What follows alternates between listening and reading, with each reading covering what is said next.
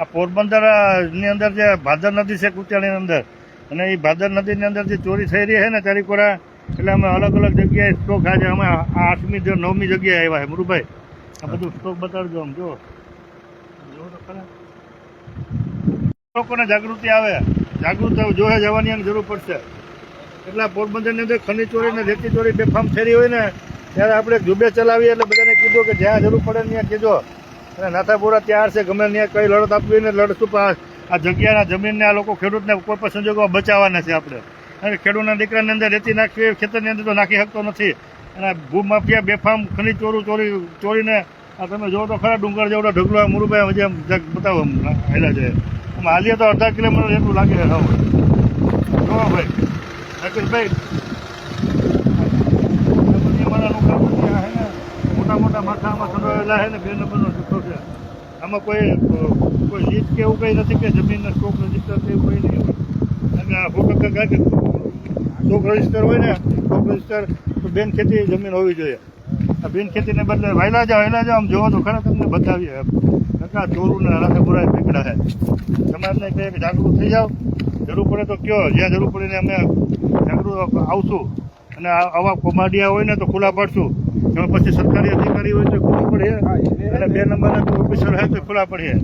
આ તમારી સામે જોવો તો ખરા, બરોબર જેમ ઘૂમરો મારી છે. તમે જુઓ વાયરો બંધા એટલે બેફામ ખનીજ ચોરી થઈ હતા. ત્યારે અમે અલગ અલગ જગ્યાએ જઈ રહ્યા. અત્યારે 8મો જગ્યાએ તમને બતાડી રહ્યા છે. એટલે હજી પણ તમને બતાવી મુરુભાઈ અહીંથી હજી પાછળ આમ જુઓ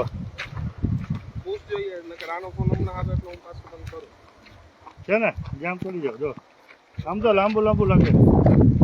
ઓહો હેલા છે ભાઈ, આપણે કિલોમીટરની જો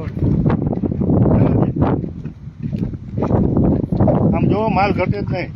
આ રેતીની અંદર 900 રૂપિયા ને 1000 રૂપિયા ટન માણસો, બીજા નાના માણસ પ્લાસ્ટર વગરના મકાન પડ્યા ગરીબ માણસોને. પ્લાસ્ટર નથી થતા રેતી વગર.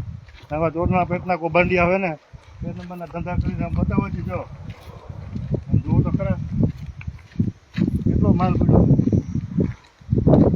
બતાવી દો. એટલે હજી અમારે હજી 2-5 જગ્યાએ જવાના છે. એટલે તમને આવી રીતે દ્રશ્યો બતાવો મુરુભાઈ. આમ તમને દેખાશે, આમ ફરીને બતાવો. આમ જો ફરીને બતાવો. તમે બોલતા જજો મુરુભાઈ જરા. પૂરું કરીને આવજો અને પછી 2 જગ્યાએ જવાનું છે. ડબલો વાહોથી બતાવજો ઝૂમ કરીને.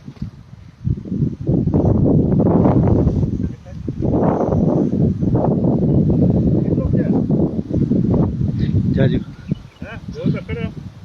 આ કોઈ એમ થાય કે કોઈ ઓલો ટેકરી ન હોય એવું લાગે, ડુંગર જેવું લાગે. હા જોઈ લો.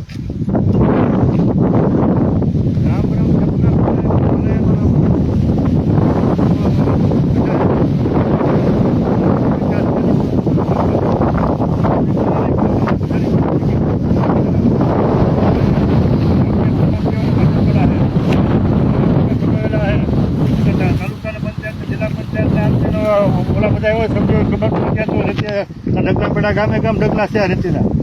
બધા ગામમાં બધાને એમાં સંડોળે મોટા પાડે. એટલે હજી પણ હું તમને કહું 98-252-30-31 નંબર છે મારા. જ્યાં ઢગલા પેડાની એમને કીધો. હજી તો આ 8મો 9મો ઢગલો હજી જવાના છે અમને અલગ જગ્યાએ. હજી અલગ અલગ જગ્યાએ એમને બતાવ્યા. માણસ કીધા છે કે વાંસે જાગૃત થઈ ગયા માણસ. તમે જાગી જાઓ, ખેડૂતના દીકરાને કહો તમે જાગો ને પતી જાઓ. આ ખેતરમાં રેતી નાખ્યું હોય ને કાલે સવાર તો તમે નહીં નાખી શકો. તમારો હાલ છે ને જામી જાય ને ખેતી નહીં કરી શકો. માંડવી આવે તો માંડવી ઉપડશે નહીં, તૂટી જાય માટીમાં. એટલે હવે બીજી જગ્યાએ સ્ટોક બતાડીએ ને પોરબંદરના કલેક્ટર સાહેબને કહે કે ભૂમાફિયાને જેલમાં નાખો. હજી અમારે 5-6 જગ્યાએ જે બીજા ઢગલા છે આથી મોટા બતાડવાના છે. હાલો મુરુભાઈ બીજી હાલો.